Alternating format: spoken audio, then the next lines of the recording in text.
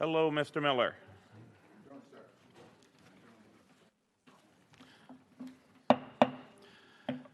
Good afternoon. Today is Tuesday, Wednesday, March 22nd, 2023. I hereby call the Elections and Campaign Finance Subcommittee to order.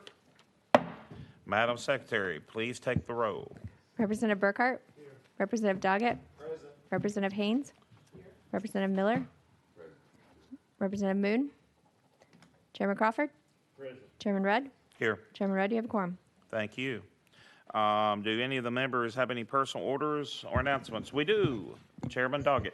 Thank you, Mr. Chairman. I am honored to have today the Giles County Leadership and Youth Leadership Groups. I won't ask them to stand, but if you can just wave up here so they can see who you are. Wow. It's a bunch. Mr. Chairman, I also have a student shadow from Stewart County High School, Mr. Montana Bates. He's sitting right here on the front row. You're a lucky man. All right. Oh, Representative Burkhart. Thank you. I also have a Stewart County shadow student, Ms. Lindsley Aldridge, from Stewart County High School. Please back up. Welcome. Another fortunate individual. Yeah. Any other? If not, we shall begin. We have 21 bills on the calendar today. And we have a few that have been taken off notice. We'll get to those as we get to them. And we're rolling HB 0505 one place, and we will be taking up item 2, HB 1254 by Keesling. We have a motion and a second. Please tell us about your bill. Thank you, Chairman and members. We do have an amendment, yes, Mr. Chairman, and members, we've got to check your number. I've got 6135, Mr. Chairman. I've got 5890. Well, I'm sorry. We're in trouble then. Oh, we do have yours. Is that the one you want to run? Yeah, 6135, yes, sir. It makes the bill. 6135. All right, and that makes the bill? Yes, sir. I want to go ahead and attach that. We have a motion on the amendment. We have a motion and a second on the amendment. All those in favor of attaching, say aye. Aye. Opposed, nay. Amendment 6135 is attached to the bill. Thank you, Tell us about your amended bill. Thank you, Chairman. Members, thank you. All right, we're calling this one an elections improvement cleanup. Again, House Bill 1254. I want to direct your attention to a couple of sections here of the bill itself. And we're going to start with Section 1. As I say, a couple of items here. Item 1 removes the directive that allows the voter's Social Security number to be part of the voter's info sent to the polls in the signature list. And 2, it simply makes it permissive that the voter is able to sign the printed application, that is, I'm being short here with some terms, that is printed from the electronic poll book as an alternative to signing the electronic poll book screen when the option is not available on the screen. Now, 2, let's move into Section 2. This removes the requirement placed on state primary boards to prescribe a color, and of course everyone knows there's been colors in the past, color paper for its party ballots across the state. Now, with the requirement for voter variable paper audit trail to be in place prior to the 24 elections upcoming, and many counties purchasing and utilizing paper ballot marking devices and paper ballot on-demand technology, removing the possibility of 3 colors of ballots and only having white, we feel is a needed change. In conclusion, we have 7 points that I'll conclude with. Point 1, the party is already identified at the top of the ballot in writing. 2, there's a ballot cost savings of at least 4 cents per voter associated with this by using the white paper stock. Simplifies the process at the polls for paper ballot marking devices and paper ballot or on-demand technology is utilized. 4, there is time, labor, and equipment costs savings associated with not having to change paper color for each voter at the poll. We feel voters throughout will be increased participation, 6, opportunity of mistakenly printing on the wrong paper ballot of course, will be removed. And then finally, election officials request this across the state pretty much as it simplifies their process and work demands. Mr. Chairman and members, the chair has been, I think, noted that we do have some, we do have some testimony. We do have one of our election administrators here who's been active working with me on this. If so be it, if you would like to chair out, that's in your lap. That's up to you, sir, for testimony. All right, before we go out of session to hear from the speakers, Chairman Crawford, you had a question. Thank you, Mr. Chairman. Sponsor, I just wanted to take a second and thank you for bringing this bill. I've been contacted by my election commission on especially the color change. It's going to cut down on misprinting of those ballots, but the big thing is it's going to cost each one. I mean, it's going to save our counties lots of money by printing a single color thing. So I commend you on bringing this bill, sir. Thank you. Any other questions? If not, we'll go out of session with no objections. We are out of session. First up, we have Tim Sweat. I believe, correct me if I'm wrong, Tim Sweat, Administrator of Elections. Please give your name and who you're with.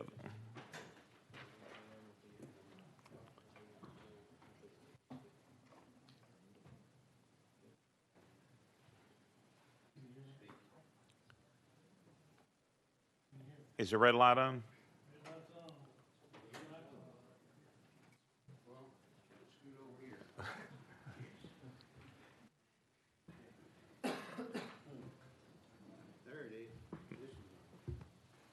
May have to share the mic today. I still can't. Try the microphone button. There you go. Must have a loose wire somewhere. Can you still hear me? Okay. Thank you, Mr. Chairman. My name's Tim Sweat. I'm the Administrator of Elections in Morgan County, Tennessee.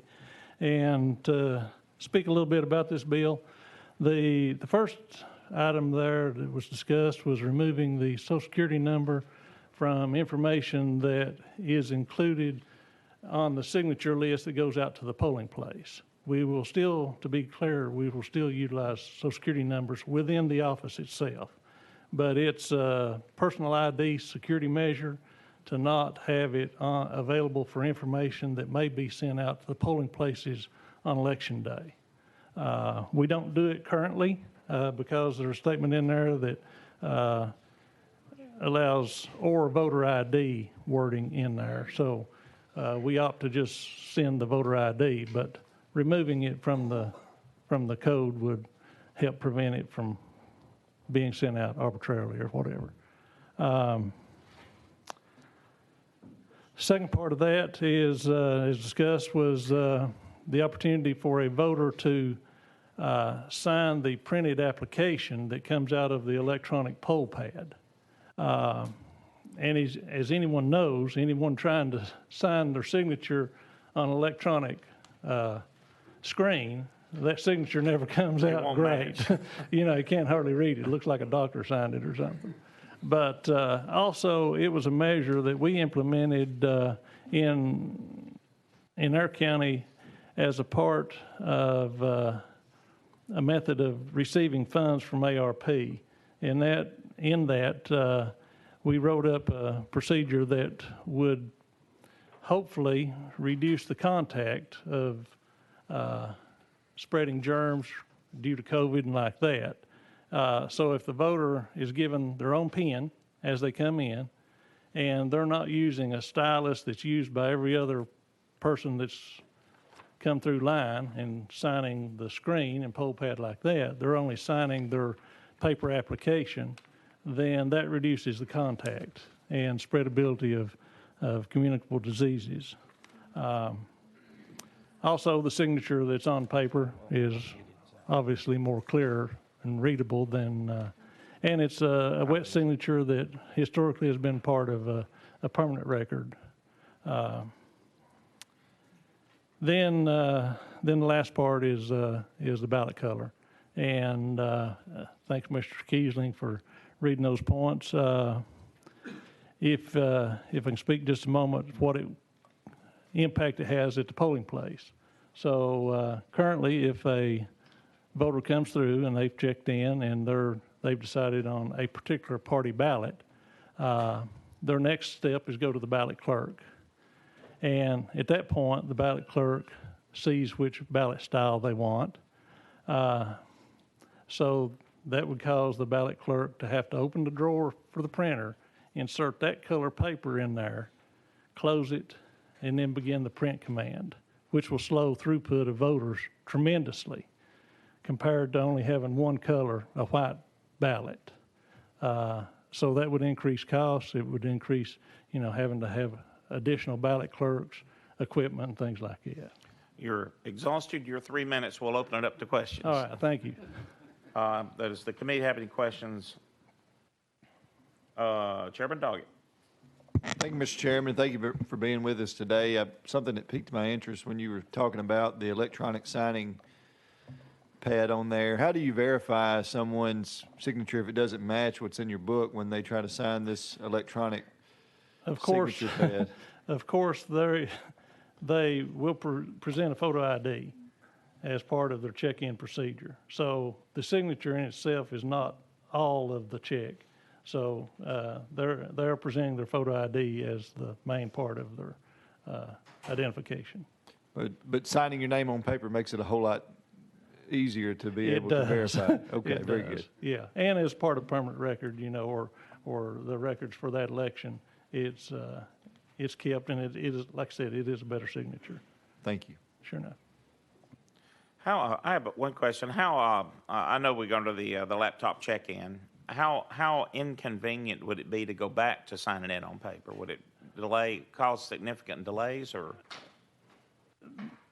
We still have in place the opportunity in the event that the electronic equipment fails. We still have those paper applications on hand as backup. Same with the voter signature list. We still have those on backup at the precinct in case there's a failure with the electronic equipment and you need to go back to the old way. Okay. Any other questions? Seeing none, we will go, thank you. Thank you. And we'll go back into session. We have a question on the bill. Any objections? We'll be taking a vote. All those in favor say aye of 1254. Nay? Aye? No? Ayes have it. Goes on to full local. Thank you, Mr. Chairman and members. And that brings us back to item number. Yes, Chairman. Thank you. Before our illustrious sponsor here leaves the room, I just wanted to ask him if he knew what happened today in history.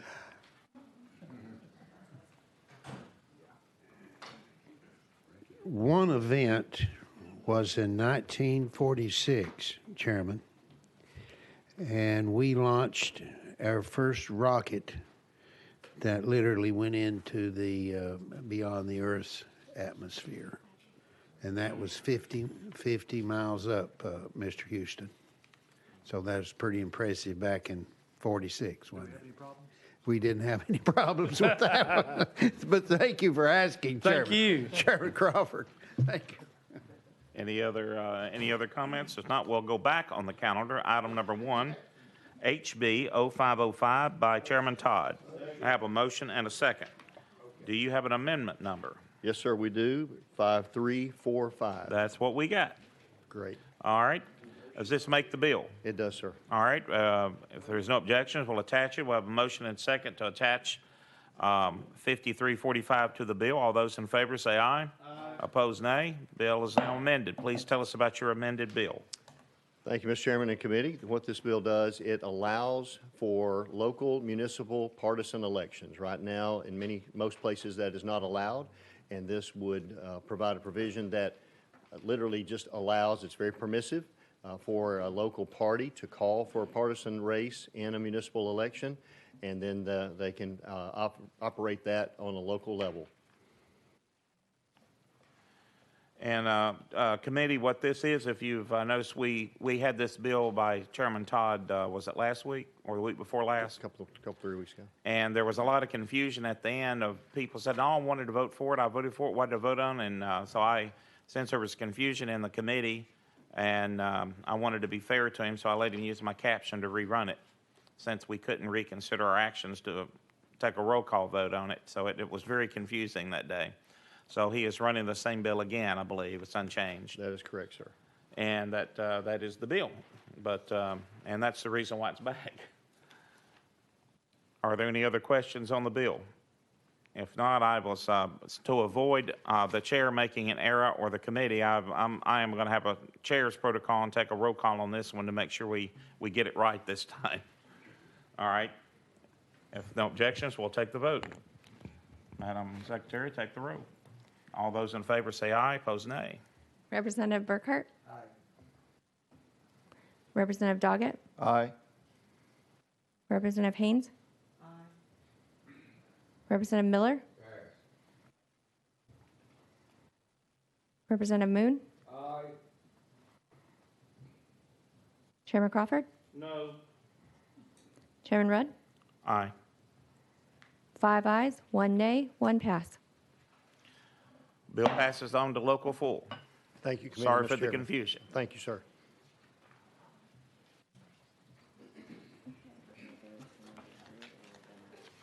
Let's see, next we have item number 3, HB 1399 by Chairman Zachary. It has been taken off notice.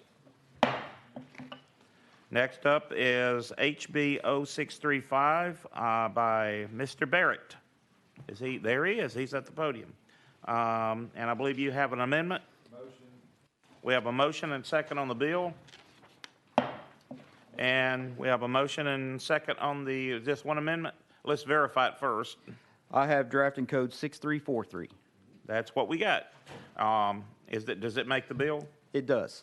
With no objections, we'll attach it. We have a motion and second to attach the 6343 to the bill. All those in favor say aye. Aye. Opposed, nay. Amendment is attached to the bill. Tell us about your amended bill. Thank you, Mr. Chairman, members of the committee. This bill, as amended, seeks to provide an option for county election commissions that want to have paper ballots as an option for future elections. It does not make it mandatory, but does create that option.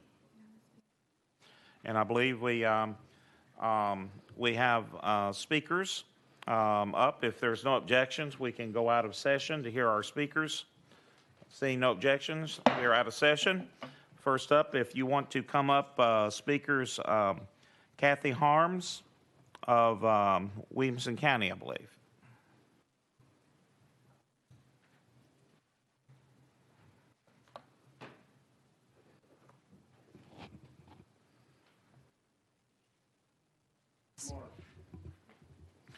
There we go. I got it. We hear you. Thank you very much, Chairman and committee. Please give us your name and organization. My name is Kathy Harms. I'm just a resident of Williamson County. I'm not with an organization. I support this legislation for several reasons. To begin, voter confidence in machine-generated ballots has become an issue across the nation as well as in the state. Election integrity is an ecosystem, and I realize there is not one piece of legislation that can ever address the entire system. It has many parts. And as a result, though, we do have the ability for local election officials, we want them to be able to utilize and secure a currency-grade hand-marked paper ballot that has been met with resistance in local election commission offices because of an interpretation of TCA 2-9-109. This part of the code links population to choose a method of voting, which has led many election officials to believe that this type of ballot is illegal in Tennessee.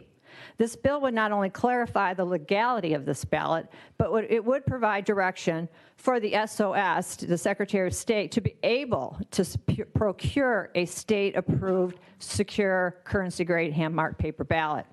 We recognize that any ballot should contain security features that include a process that can validate that the ballots that are cast are actually the ballot that's counted. In 2020, TCA 2-5-207 was passed that removed any identifiable security markings from paper ballots generated by machines. Providing a currency-grade hand-marked paper ballot restores security measures to the ballot. This is a ballot that is available through a vendor that has already been introduced to the Secretary of State that is willing to ensure that a proper configuration can be achieved that would satisfy state's requirements for other components of the election process. This is an agnostic bill when it comes to count, so the company that has been introduced can configure it if, in effect, the county wanted to use an optical scanner. Other states, such as Arizona, do use a separate vendor. They use Runback, which has had problems because it is not a secure ballot, but it has been done in other states where the configuration has been such where it has been able to be processed through an optical scanner. Thank you.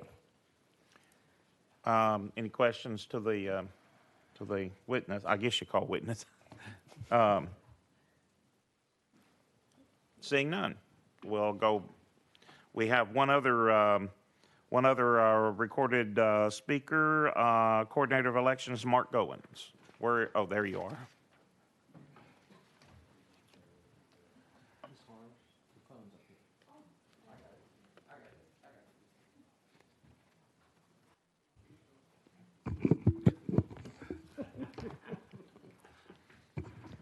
Just a couple things, just for the record. Counties can use hand-marked ballots and have been for a number of years. I mean, Hamilton County's been using hand-marked ballots for, well, as long as I've been coordinator, and you know, I'd hate to give an estimate, but there's a number of counties that's using hand-marked ballots. Knox County. For the Mark Goins, coordinator of elections. Okay, you had to get that in the record for those listening but not seeing. Sorry, Mark Goins, coordinator of elections for the greatest state in the United States, Tennessee. So I just want to make sure that everyone understands that there's no interpretation that says someone can't use a hand-marked paper ballot. I guess the distinction is the ballot that's being proposed by this amendment is a ballot, to my knowledge, that's not being used in an election anywhere. And it is a nice-looking ballot. We spoke to Ms. Harms in a meeting in Secretary Hargett's office, and we ended up talking to the president of the company that makes it. But having gone through the process, you know, one thing to say this looks great, it's a nice-looking ballot. It's another thing to run elections and be responsible for those elections. And if y'all recall, we had a watermark bill that went through a few years ago for absentee ballots. We spent months making sure that the watermark was in the proper placement, and testing for that watermark did not interfere with the counting of the ballot. In talks, and this was a year ago, so things may have changed, but when we talked to the vendor, none of those tests have taken place. So if this specific ballot were to be approved and the county were to use it, to my knowledge, we would be the first state beta testing a ballot that's never been tested, including the state that this originated in. This idea came from a legislator in Arizona who was not able to pass it in that state. So I mean that's the main thing about this specific ballot. Honestly, at some point, I'd like to see a ballot that has some of these security measures in it, but I'd like to see a ballot that's been tested and that we know that can properly run through a scanner. If something has changed since the last time that we've researched it, I'd like to, you know, maybe the sponsor can share that. But we've looked as recently as 2 weeks ago and couldn't find anywhere where this ballot was in use. Chairman Crawford. Thank you, Mr. Chairman.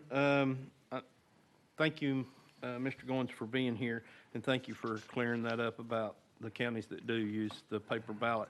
The thing I see on here, Mr. Chairman, if you don't mind, I have a couple of questions. One is I see that this is going to be basically an unfunded mandate of $11 million plus every 2 years.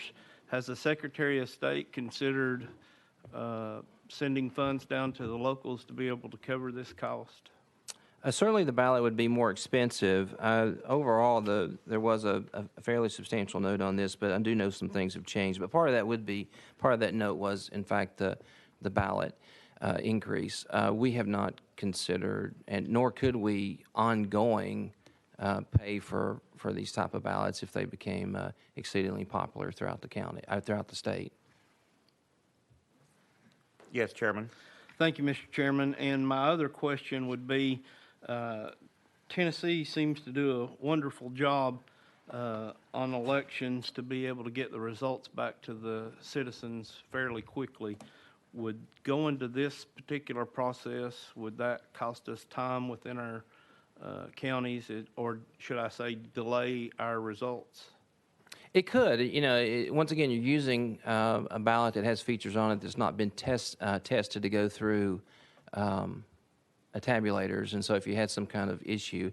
Now, I know the ultimate, well, particularly this legislation, I mean, ultimately it may be to where you could get to hand counting, but that's not what this bill does. It doesn't. This bill, particularly with other sections of the code, if there's more than 300 people in a precinct, they'd still have to run it through a tabulator. So that's the issue you run into, is if there's some kind of issue that, literally you're beta testing a ballot that's not been used. Thank you, Mr. Chairman. Thank you. Chairman Doggett. Thank you, Mr. Chairman, and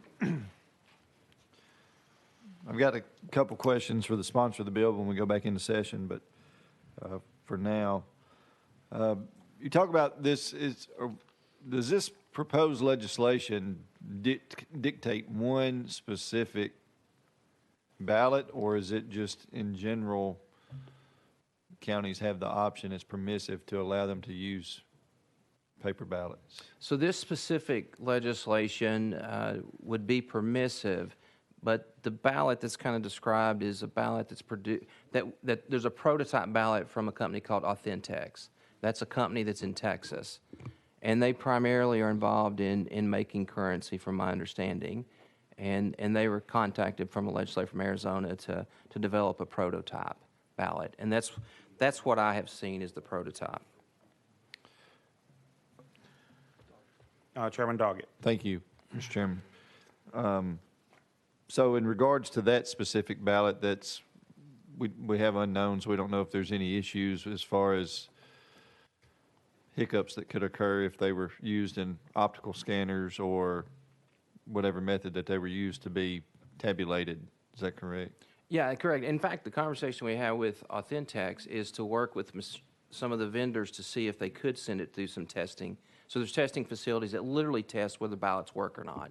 And we'd requested that they do that, because essentially you're going to have to take a ballot that's produced by someone that's not working with the equipment.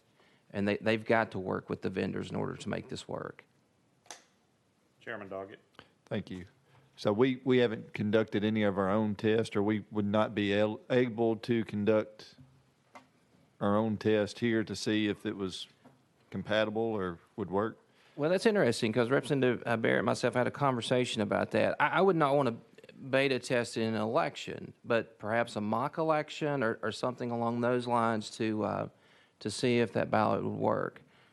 Once again, it's an expensive ballot, so counties may not would even adopt it, but it's got some nice security features to it. Mm-hmm. Chairman. That was my question, just out of curiosity, if we had done any kind of beta testing on a mock election, or just, I know that we examine machines from time to time and look at capabilities and possibilities that they had. I didn't know if it would be an option out there that we could just run a sample ballot through to see what the issues could be, or if there were any at all. So, thank you. Chairman Moon. Thank you, Mr. Chairman. Mr. Goins, we brought up, in previous person testified and you've alluded, Arizona, and for the record, what's under consideration now was not in use in the Arizona election.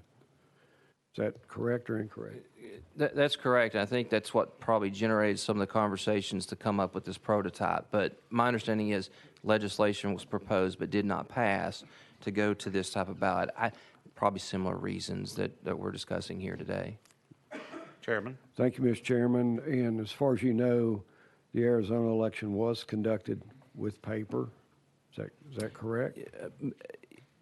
Certainly, so I've extensively studied Maricopa County, and Maricopa County was a paper ballot election.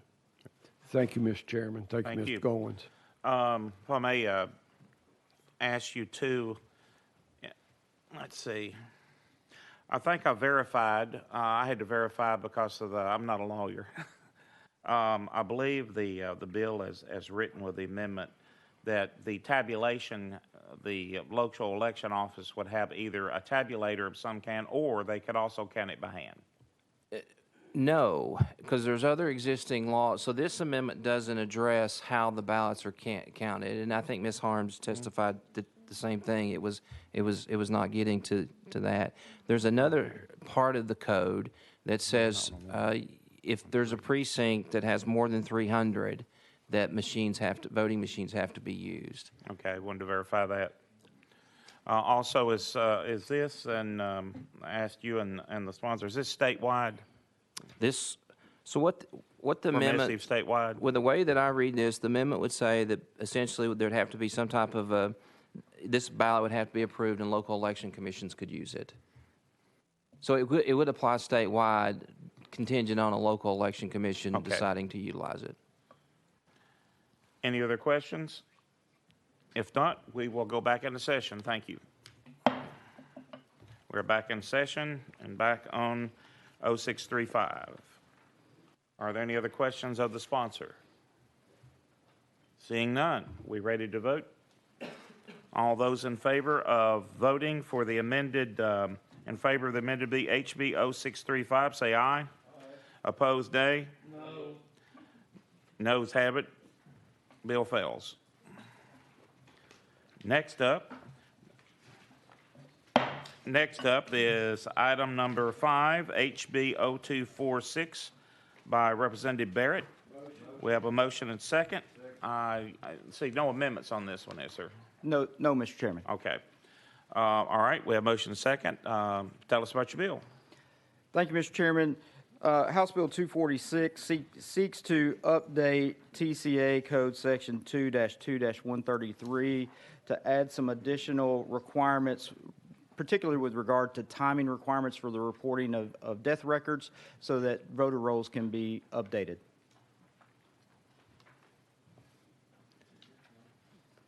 All right, we have questions of the sponsor. Chairman Crawford? Yeah, I'm not sure, but don't we already do this?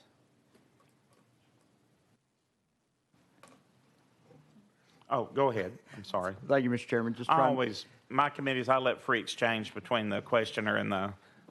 Not all chairmen are created equal. And that's for if there are any other chairmen in the room.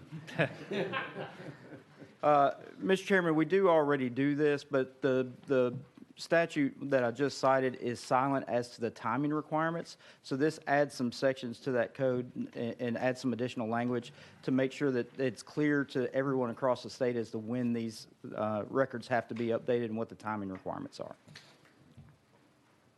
Chairman Crawford? Thank you. Since we already do that, and what you're saying, can you tell me why that we're increasing expenditures to local for $173,000 and then $70,000 every year after that? Why would, if we're already doing that, why is this increasing locals? Well, again, I'll go ahead and use the chairman's deference to respond. I think that fiscal note, I have some questions about that fiscal note. It's taking some things into, making some assumptions about how locals are going to store information, because there's some requirements in here for data to be stored for up to 24 months.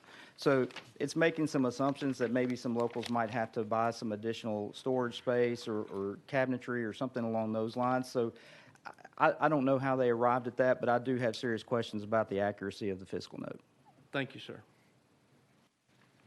Any other questions? There is one thing of concern that I had, and by the way, I do have down Coordinator Goins if we need him on this bill. The state has an agreement with the vital statistics, and they share the date of death with us under certain conditions and agreements. That's I believe, in a final report, but to release that could violate them giving us that information. Are you concerned about that? No, this is not going to violate any privacy requirements or any relationship with vital records. Again, what the information that's being disseminated is being disseminated out to election commissions across the county so that they can update their records. And as the chairman pointed out, we're already doing that. So this is just, again, clarifying the statute as it's already written and adding some additional language so that everybody's operating the same way. Any other questions? Seeing none, we'll be voting on, let me get back in order here, on HB 0246. All those in favor say aye. Opposed, nay. No. Noes carry. Bill fails. Thank you, Mr. Chairman. This is kind of like the, your next bill. It was kind of like the Barrett Day. It's off notice, but it's kind of like your day. You've had multiple bills. You've been busy. HB 0193 by Barrett has been taken off notice. That's one of 5 that I had, and the Senate's doing their job on the other side of the House. Oh, no. All right, let me get back in order here.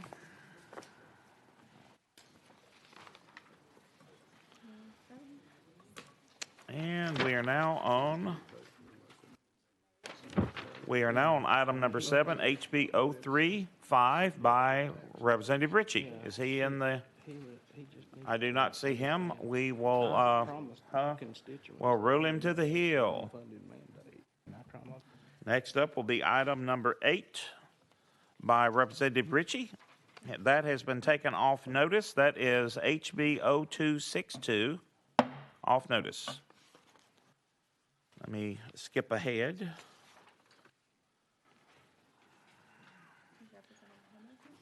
And next up is item number 9, HB 073 by Representative Hemmer. He is also not here. We will roll that to the hill. Item number 10, HB 0303 by Representative Jones. I saw him. There he is. Thought I saw you come in earlier. We have a motion and a second on HB 0303. You have any amendments on that? No, Mr. Chair. No amendments. Tell us about your bill. Thank you so much. It's kind of a full circle for me, and I see Representative Crawford and Representative Miller when I first came as a student 10 years ago to present this bill in the old building. I don't know if you all remember that I was short. I didn't have as much hair. So it's good to be back to present a bill that impacted me as a college student. This is a bill to make it so that college students at accredited post-secondary institutions in Tennessee can use their student ID cards to vote. This past election, 2022, we saw the lowest voter turnout in a decade. We had about less than 40% of people turning out to vote. And so this bill is simply to remove a small barrier, it's a small step forward to remove a big barrier that college students have when it comes to voting. Tennessee's law, which was passed in 2012, makes it so that faculty and staff at public universities can use their staff IDs to vote. So if you go to MTSU, you can use your staff ID to vote, but students cannot use their IDs made from the very same machines. And so this is about equal protection under law. This is a bill that is to respect the Supreme Court decision, Sim v. United States, which gives college students the right where they go to college, the right to vote where they go to college. And this is just simply to increase youth voter turnout. We're in a new generation where a lot of young people are going for more affordable options instead of driving traditional, regular cars. They're taking Uber, they're taking Lyft. And so a recent survey found that only 60% of people 18 years old have a driver license. That means 40% of them don't, and then it's hard for them to get the to vote, to have the right ID card to vote. And so I would hope to have your support on this bill. This impacts all of our students across party, across geography, just trying to make it easier so that we can have more young folks participating in the democratic process and remove this barrier. Tennessee is one of only 6 states that has a strict voter ID requirement that includes student IDs, one of only 6 states in the nation. And so I ask that you to consider this bill. Thank you. If there, we have a speaker. You can ask the question now or after we come back into session now. Chairman Crawford. Since my name was mentioned, Mr. Chairman, I just want to communicate with my colleague down here, Representative Miller. I think he was saying that we're old, and he shouldn't have said that before we voted. No, just kidding. Thank you. Well, I'm sure the room has noticed I'm having trouble seeing. I have to take my glasses off. I hate bifocals, so I'd just rather take them off. So. We will go out of session with no objections. We have Stephen Puckett to testify, please make sure your light's on. You have 3 minutes, and give us your name and where you're from or who you represent. Out of session. All right. Thank you, Mr. Chairman. My name is Stephen Puckett. I'm a resident in Hendersonville, Tennessee. I speak for myself. I know this bill has come up quite a few years, as Representative Jones noted, and I am in support of this bill, whether in its original form or in if he needs to amend it between now and full local. I know that it's often been mentioned the concern about immigration issues. The thing is that the caption on this bill is actually wide enough that if it was the will of the committee that the sponsor could include the language voting student ID, so that it would be a different kind of ID that the school could issue to students who request it to supplement their existing student ID that would be geared towards those students who are exclusively eligible to vote in order to provide that protection. And it shouldn't, given that it would just be a simple design change for the based on what the Secretary of State would send down as the requested design, that would, there should be no additional cost. I mean, I was a tech student and they had different all kinds of IDs, so. All right. You completed it within your 3 minutes. Let's see, any questions of the witness? Seeing none, thank you for your testimony. We will go back into session. Mr. Sponsor, the floor is yours. Thank you so much, Mr. Chair, and happy to take any questions from the committee. And again, would ask for your support for this bill. It is a common sense bill that is just to move our state forward and to increase voter turnout from I see a lot of young people in this audience from I'm sure you have grandchildren, children who are in college, just trying to make it easier for young people to vote and participate in our democratic process in the state of Tennessee. So thank you. Representative Miller. Thank you, Mr. Chairman. And Mr. Chairman, I may be somewhat out of order, but as Representative Jones was making his presentation, I was doing exactly that, looking in the audience and looking at all the beautiful young people. And I may make my decision based on where I think they may be. I know they can't speak, but can they raise their hand, yes or no, on what they think about this legislation? That's out of order. Okay. Well, wink. Sergeant at Arms, watch him very carefully. All right. Any other questions of the sponsor? Seeing none, are we prepared to vote on the bill? Seeing no objections, we'll be voting on HB 0303 by Jones. All those in favor say aye. Aye. Opposed, nay? No. Bill fails. Thank you. Next, we go back a few spots, and item number 7, I see Representative Ritchie has come into the room, and we have a motion. Well, let me get the bill number first. HB 035 by Ritchie. We have a motion and a second.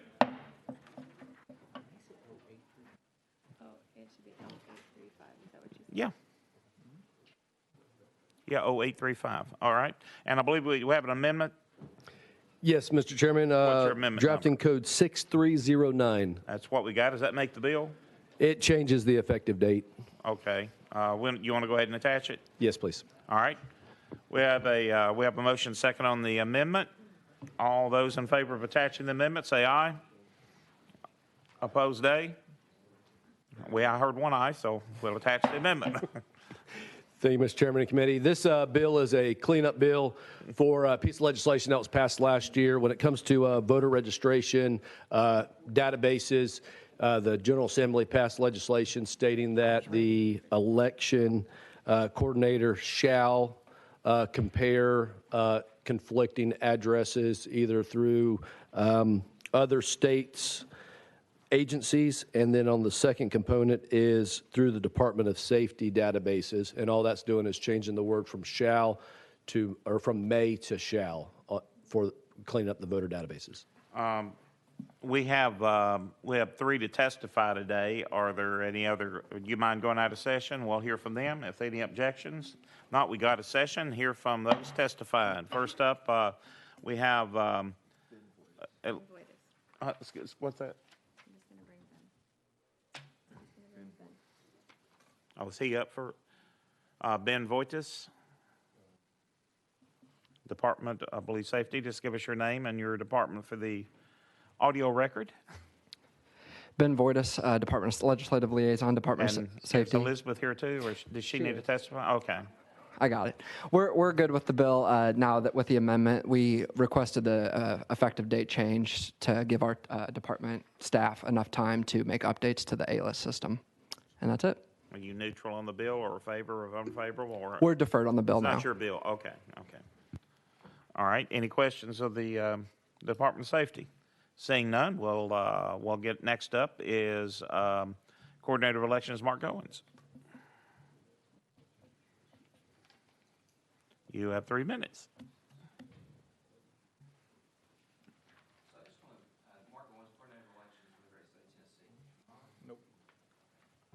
Mark Owens, Coordinator of Elections for Tennessee. I just want to make sure, so the cleanup is actually legislation that our office had asked y'all to pass last year, so I guess be careful what you ask for. But anyway, I just want to point out what the SAVE database seems to be, what we've reached into. So we asked for permission to start utilizing the SAVE database. What I've learned is I think it's a 6-month delay. So basically they're not updated. And it doesn't appear to be a system where we can identify folks who are not a United States citizen. In other words, it appears that you can verify somebody is a U.S. citizen. And if we were, so when you do a comparison, my understanding is probably every single person up there on this panel would not be considered, it would not be in the system. So it's not going to confirm that you are a United States citizen. The way that the research that we've been doing, so I just want everyone to be aware of that, because the statute that we went into, so what I thought, my perception when I requested the legislature to do it is a little different from the perception that I have now. And I just want to be very clear, because the statute we're going into that we're mandated to utilize the SAVE database, it says if evidence exists that a particular registered voter is not a United States citizen, the Coordinator of Elections shall notify the County Election Commission where the person is registered to vote. And so I want to make sure it's on the record that if this passes, that if we run all the voters through and it doesn't necessarily say you're a U.S. citizen, that's not evidence based on what I know. In fact, I think the SAVE database is used more to confirm someone is a United States citizen. So if we have evidence that someone isn't a U.S. citizen, then we could utilize the SAVE database to see if they actually are. So I just want to make sure everyone understands, for the record, it's very important that when we start doing this comparison, if somebody's not in that database, I would not consider that as evidence someone's not a United States citizen based on what I know right now. And that is a huge thing, because otherwise the remainder of that statute basically says if evidence exists, then we have to notify that individual and they have 30 days to prove that they are a U.S. citizen. So we can make this work. I'm not saying we can't make this work. I just want to make sure on the legislative history that I would not consider the fact someone's not in that database that they're not a U.S. citizen. Chairman Crawford. Thank you, Mr. Chairman. Coordinator, my question would be, would this affect anything to do with when we do the GIS systems? I think the local election commissions do that after an election. I know you guys do that as well every 10 years after redistricting. But is there anything in this bill that would cause any negative effect to when our locals do their regular GIS and verification? It would not. Okay, thank you. Any other questions on the bill? Seeing none. I'm not on the bill, on the witness. Seeing none, we'll go back into session. Thank you. Floor is yours, Mr. Ritchie. Thank you, Chairman of Committee. And again, what this ends up doing is going in there and clarifying that if somebody is in there that has conflicting addresses in the system to where it's showing that they're either A, not a U.S. citizen, or B, not a citizen or a resident of the state, that the commission shall take it and start the process as far as for removing those individuals. And with that, I stand for any additional questions and would appreciate your support. Any questions from the committee? Chairman Crawford. Thank you, Mr. Chairman. I just had a thought come to my mind. A couple of years ago, I was the one that passed the bill that said you had to be a U.S. citizen to be able to vote in our elections. Is there anything that this bill would do that would change that at all? No, nothing at all. Thank you. Any other questions? Oh, Representative Miller. Thank you, Mr. Chairman. Just a question. How many potential individuals could you capture within this legislation? In other words, based on a historical evaluation, how many individuals do you think, let's say a statewide election, could you capture in this possibly? Does that question make any sense?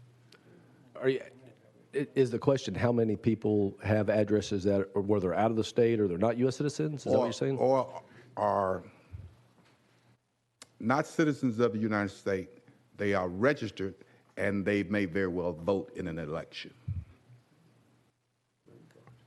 If they're registered and they live within inside of the jurisdictions where they're allowed to vote, then it wouldn't have any impact on them. This would end up finding somebody that could end up potentially being registered, say, in a bordering state or over in California or wherever it may be. And that's what this is intended to do, is clean up the voter log so that they're not registered to vote here as well as somewhere else, based on their residency. Representative Miller. Well, again, it's probably no way to determine that. I guess that's what you're probably saying, because we're talking about almost as a conspiracy on the part of some non-citizens of the United States interested in impacting an election in the state of Tennessee.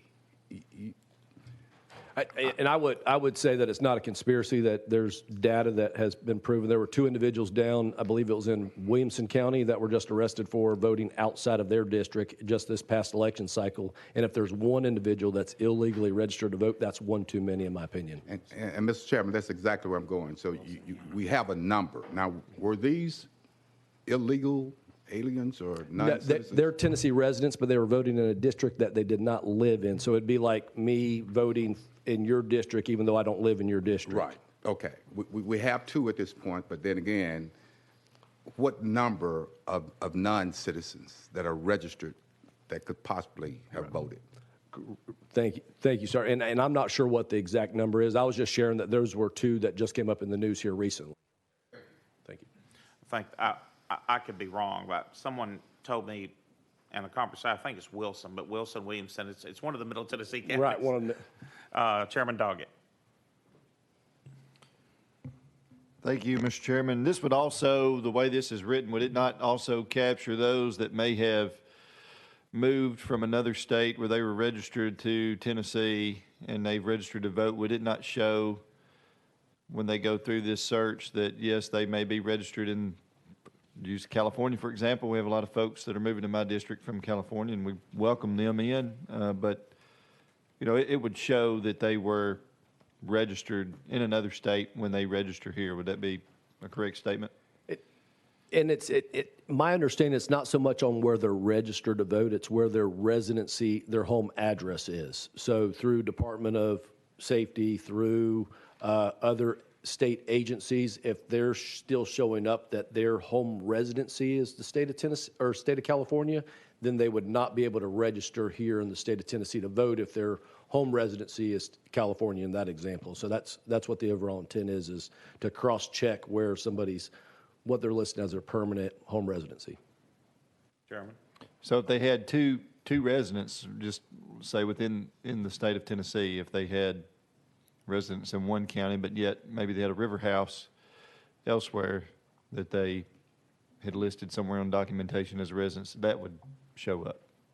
Correct, yes. Okay. Thank you. Chairman Moon.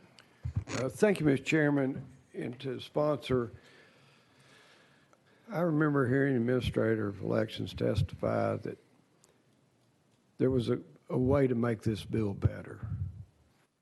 I think I heard that. Didn't you say we could make this work?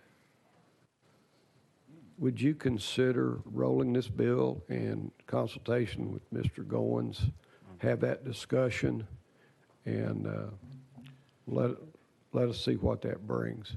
Because I agree with what you're trying to do, but let's make sure. Well, remember, we're on the final calendar.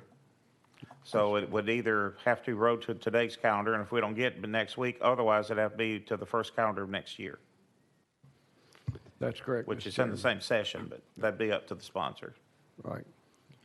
And I'm open 100% for working with Mr. Goins on making sure that this is something that's going to be a smooth process for the state and for making sure that we're keeping everything within inside of the parameters of what we've got going on, and make that commitment to sit down before we end up doing anything else, whether it be come back in here for this particular committee or should we have an opportunity to go to full.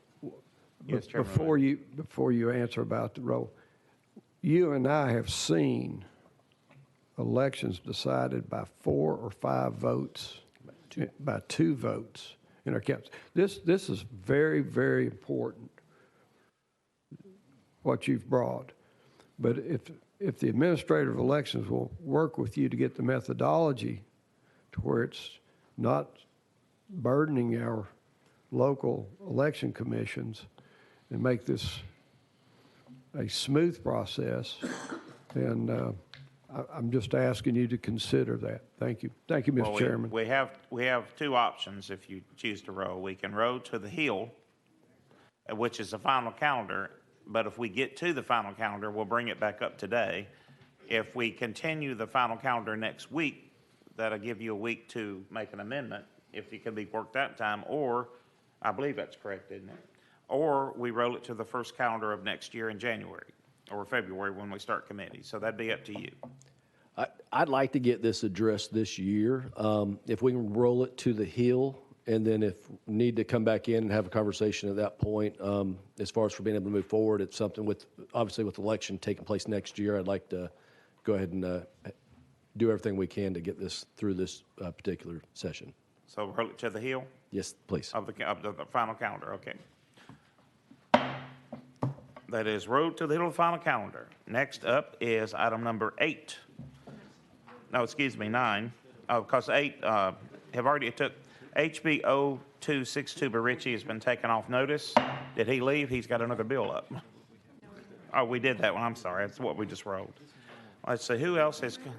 You're fine. Just keep an eye on the meeting. Well, they can make the agreement to do it. All right. All right, next up then will be, if I'm not mistaken, item 13 by Representative Powell, which is HB 0600. We have a motion and a second.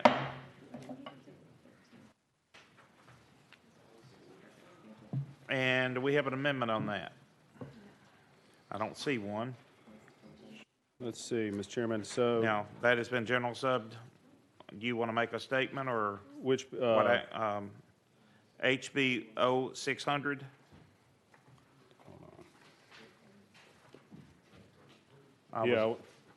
I was just told it was general sub. I hadn't tracked it myself.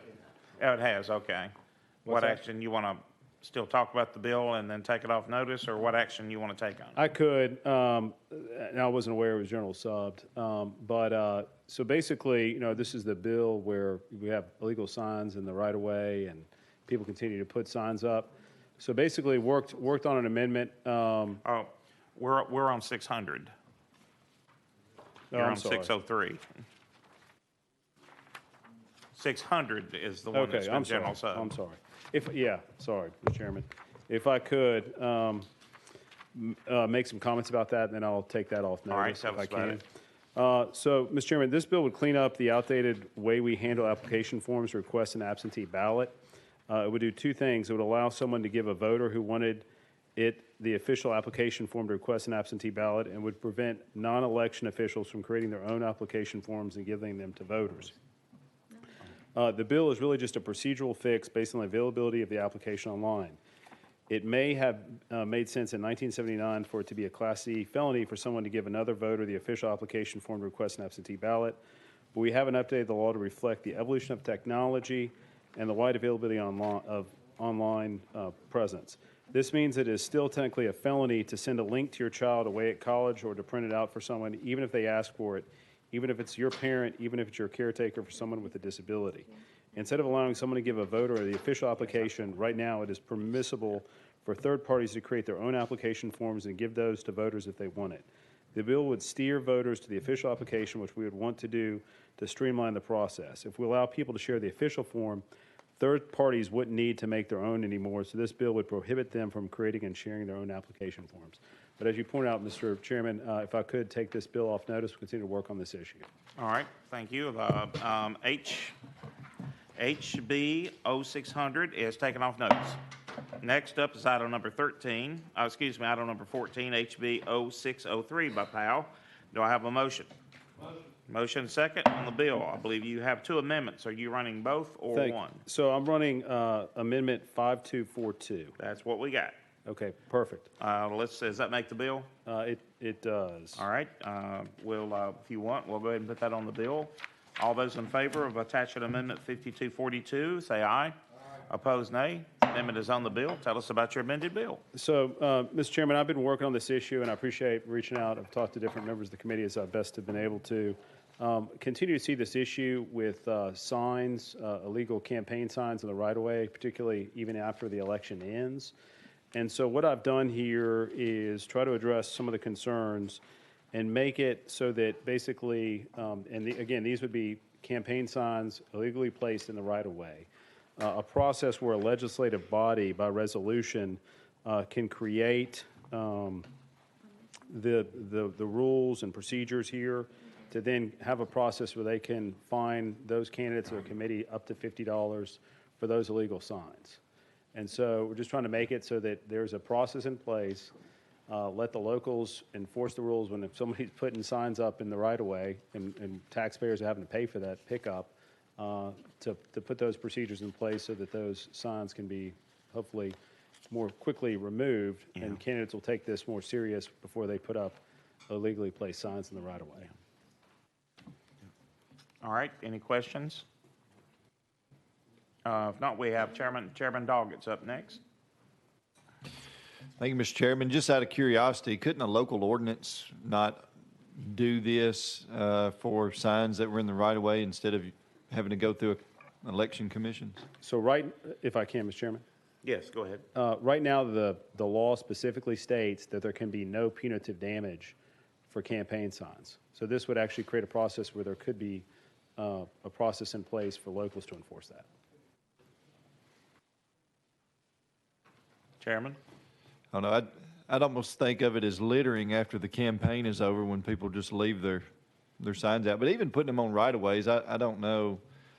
You try to stick them in somebody's yard or a place that you have permission, but you'll see signs everywhere that are stuck at crossroads and rural areas that, but I don't know. That was one of the things I just wondered about this. Why couldn't it be done through ordinance to do that? But thank you. Chairman Moon. Thank you, Mr. Chairman and Chairman Powell. I agree. They're an eyesore. They're litter. After the election, they should be removed. But what happens if the candidate has no knowledge? Someone goes to the headquarters, political party headquarters, picks up 8 signs, takes them miles away. The candidate has no knowledge whatsoever that those are out there, and the supporter doesn't care enough to go pick them up. Or conversely, if you and I are running and I pick up a number of your signs and I plant them after the election in certain places, that you're fined. We do have to find a solution to this problem. It's a good effort, but I don't know how we get all these people to do that. Thank you, Mr. Chairman. Representative Powell. If I could, Mr. Chairman, so what I did is I put in an appeal process, so they would have to contemplate that. So there is an appeal process. And, really, I'm trying to target, I have seen this in my county, I've seen this in other parts of the county, in the state. And, as I mentioned in my opening comments, I used to take a lot of pride. I'd go to other states and see campaign signs littered off the interstate, all over the right-of-way. This really wasn't a problem in Tennessee, but in recent years, I don't know what's happened, but it's become a big issue. And so, I've seen candidates in my county that literally, candidate besides their own yard, didn't place a legal sign. It was all in the right-of-way. And so when that's the case, and they're still there, actually those signs are still there back in the election in November, that there would be a process if the city wanted to make sure that that candidate got a clear message. And so, there is an appeal process. This is for those most egregious offenses when this takes place. I mean, we've got to set some boundary and some rule, and I try to make this as really, truly watered down as possible. To at least say, after the election, 3 weeks after, your county wants, and it continues to be a problem, they can address it with that candidate. Representative Miller. Thank you, Mr. Chairman, and thank you. I support the legislation. I remember back in the day, I would staple a sign to anything that didn't move, and I understand exactly what you're saying about that. But the question is $50 per day. That's not $50 per sign per day. That's a question. Correct. So it does not remove the signs after being notified. So the signs, correct. Right. Okay. Thank you. Thank you. What would happen under your legislation if one of those signs that Representative Miller tacked up 15, 20 years ago is still up? Would that be per day? I don't know. I don't want to speak to his finances, but I haven't looked at his campaign finance disclosure, but I think he'd be in trouble. So, but I'm just asking the committee, please, I'm trying to do something very simple here. This has gotten to be a tremendous issue in our state, and it really looks negatively. It looks negative to me in our communities when candidates feel like they can just throw these signs up. And I know everybody in this room, you work very hard to get those sign locations in people's yards. And then you got somebody that just wants to go put these signs up in the right-of-way all over the place, and it defeats the purpose of the hard work you placed in getting each one of those sign locations from your supporters and your donors and your voters. So just trying to take this first step to say, hey, we've had enough of putting the signs in the right-of-ways. Any other questions on the bill? Seeing none, we will be voting on HB 603. All those in favor, as amended, all those in favor say aye. Aye. Opposed, nay. Noes carry. Bill fails. Thank you, Mr. Chairman, committee. Next up, I believe, as I saw Representative McKenzie in the room. There he is. We have HB 0933 by McKenzie. Have a motion second. And I don't see no amendments. No, sir. Tell us about your bill, sir. Thank you, Mr. Chair. This is a bill that I'm really excited about. But, technically I am the sponsor, but the real sponsors are the high school students that really put a lot of work into this bill last session. Spent time doing the research and digging into them, and some of them are here today. Tennessee, unfortunately, is currently tied for 8th in voter registration and actually 7th in voter participation and turnout. They've done the research and reviewed our laws and processes. So this bill would simply do one thing.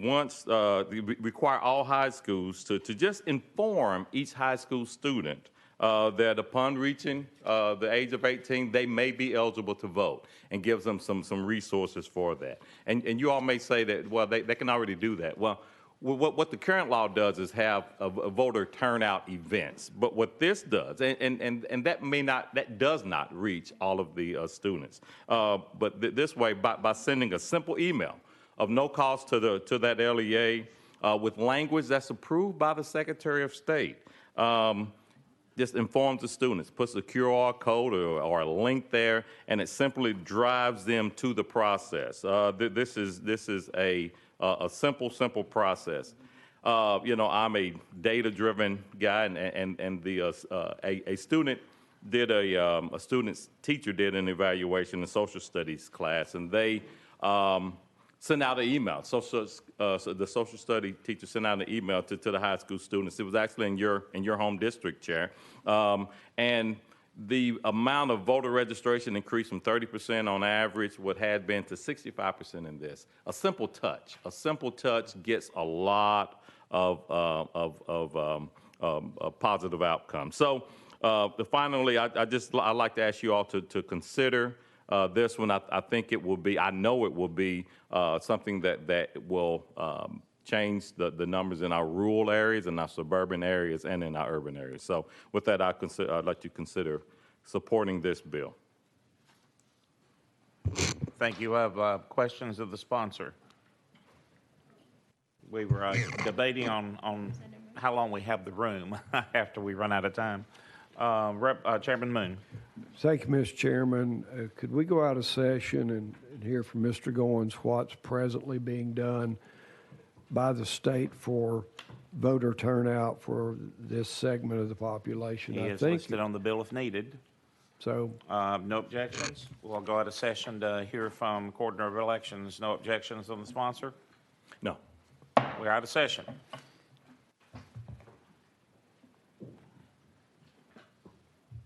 Mark Goins, Coordinator of Elections for the state of Tennessee. First off, really, the bill doesn't, we're not in this bill. We already produced this information. Really, it's the Department of Education that would be required to do something by sending the email out. So I just want to make sure we're not against this bill. We're neutral on the bill. But anyway, currently we have the Ann Dallas Dudley Award that's set up that coincides with where the by state law, the administrators of elections have to go out to the high school at least once every year. And so what we've done, we try to create a little competitiveness to that.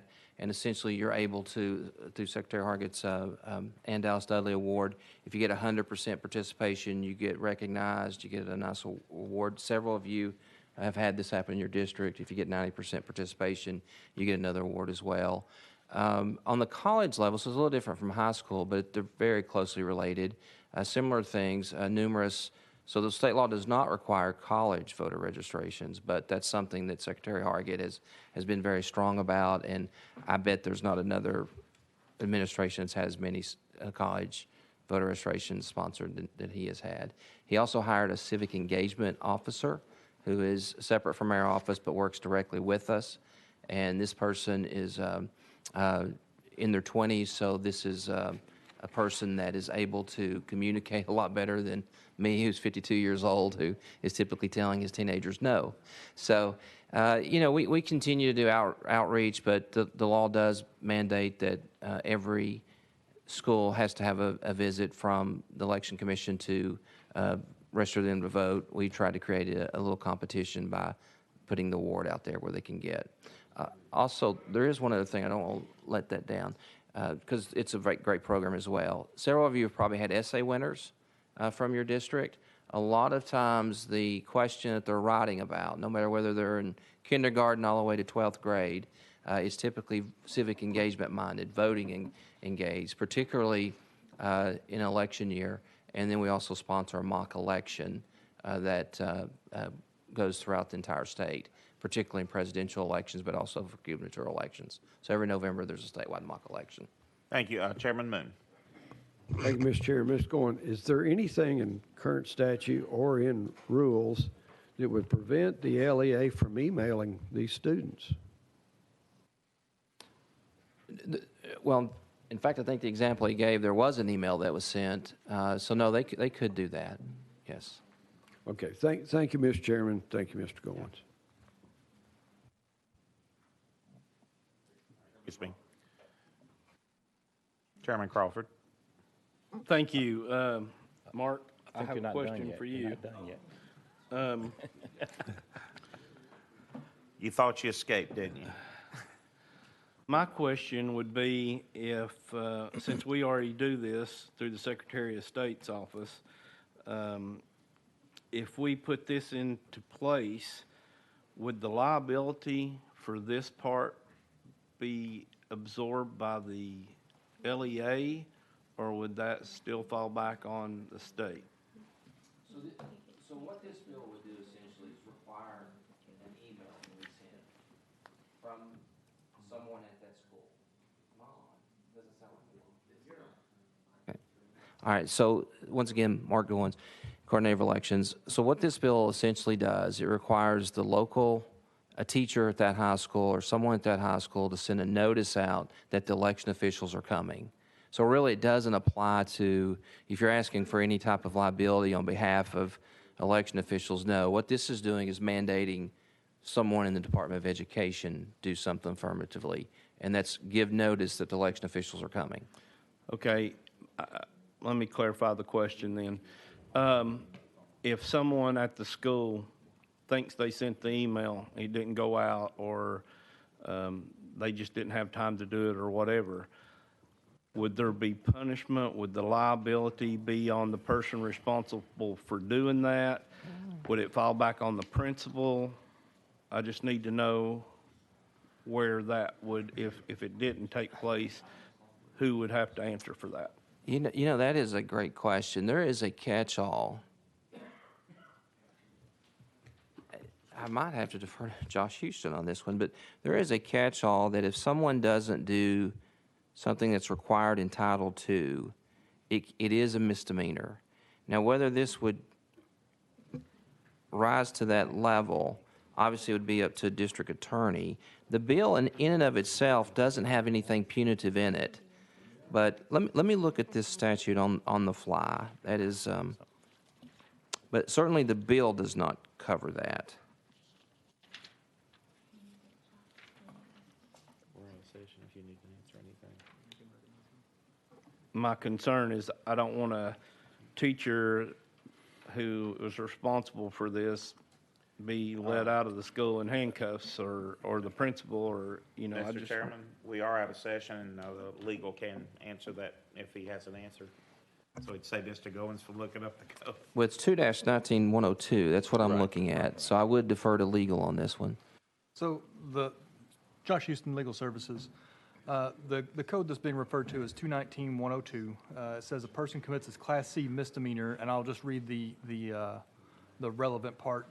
If such person knowingly fails to do any act which such person is required to do by this title. And so the way that the bill is drafted, it says that each high school shall inform each high school senior. So it'd be difficult, I believe, to determine which individual at that high school is required to do this. So I would assume it'd be the principal, the primary. It is possible, but it seems unlikely that someone would be charged with a crime if they failed to send this email. Okay, thank you. All right. Mr. McKenzie, do you have any questions? No. Okay. Everybody, while we're out of session, any other, Representative Miller? Just a question while we're out of session, not a question for coordinator. Could the students say something? Would that be kind of No, they'd have to be violating? registered. They have to be registered. 24 hours. 24 prior to. Okay. If no other questions, we'll go back into session. Thank you both for answering questions. We are back in session. The floor is yours, Mr. McKenzie. Thank you, Mr. Chair, and I appreciate that rigorous conversation, but I definitely agree with the legal opinion on that one. You know, our high schools send out emails to every high school student, definitely weekly. There's it's homecoming. We have a bonfire today. It's baseball season. Let's get out and support the team. They have a system, and that's urban, rural, wherever. It's already set up. So we're just talking about another email coming from that high school. It snowed there today. We don't have school today. So this from a structural standpoint, the system exists. The system's there. All this would do is would point, and with language agreed upon by the Secretary of State, there'll be a clear a piece of language that goes out just to let those high school students know that they may be eligible to vote as they turn 18. Ask them if they have to be anywhere. All right, any other questions? Chairman Doggett. Thank you, Mr. Chairman. I remember from when I was in high school, which I didn't turn 18 until September after I'd graduated high school, so it was the first year I was eligible to register to vote and didn't have an election that year. It was just right after the 2000 presidential election. But I remember other kids in school, that men, boys, what have you, that turned 18. Our guidance counselor reminded them upon approaching their birthday about registering for selective service, because that's a federal law that you must do that when you turn 18. The week that I graduated high school, my guidance counselor caught me in the hall and said, "Hey, you ain't going to be here, but remember, you've got to register for selective service when you turn 18. And I said, "Well, yes, sir. Well, thank you very much." So I don't know if that's a requirement on the schools or not, and that may not be the case at every school, but I know where I grew up that they made a point to make sure that every 18-year-old male or one that turned 18 during that school year knew that they had to register for selective service. And I think there's even a time frame before that they could go ahead and do that before they turned 18, I believe, or I don't know, it's been so long since I did it. But anyway, I don't see really a big issue with the schools notifying students that are going to be, seniors that are going to be turning 18 that year to register to vote. I don't know if it's every time on their birthday that the notification goes out, or if it's a quarterly announcement email, or a once a semester email that goes out, just something that notifies them, because that was something that I really looked forward to when I was turning 18. Most of all was being able to go register to vote, even though I didn't have an election to vote in. But anyway, that's just my 2 cents worth. But I appreciate you for letting me talk. Any other questions? Representative Biller. Thank you, Mr. Chairman. Right now, the bill requires each high school to inform. Could we get the same if they were strongly encouraged at each high school, strongly encouraged to send out emails? Because right now, requiring is almost like it's mandatory. So statutory and mandatory, but that's just for your consideration. Chairman Crawford. I just had another thought, Mr. Chairman. Sponsor, would this include homeschool students? I know that some of them are affiliated with their local school in sports and some of that other stuff, but would this bill carry over to homeschool students? Yes. Thank you, and thank you for that question. In my, I sit on the education committee. It's not my intent to get into homeschoolers' business, and I don't think they want us in there. But I would say, I think you touched on it. I don't think it would be a requirement, because they're not really part of the school unless they have a link to that school via athletics and something like that, to where they're already on the distribution list because their kid plays football, and so they're getting emails when football games are and when there's a snow day.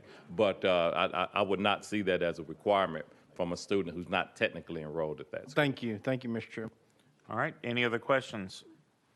Seeing none. Do you have any closing statements, or are we ready? No, sir. All right, we are ready to vote on HB 0933 by McKenzie. All those in favor say aye. Aye. Opposed, nay. No. Ayes have it. Goes on to local full. Thank you, Mr. Chair and committee.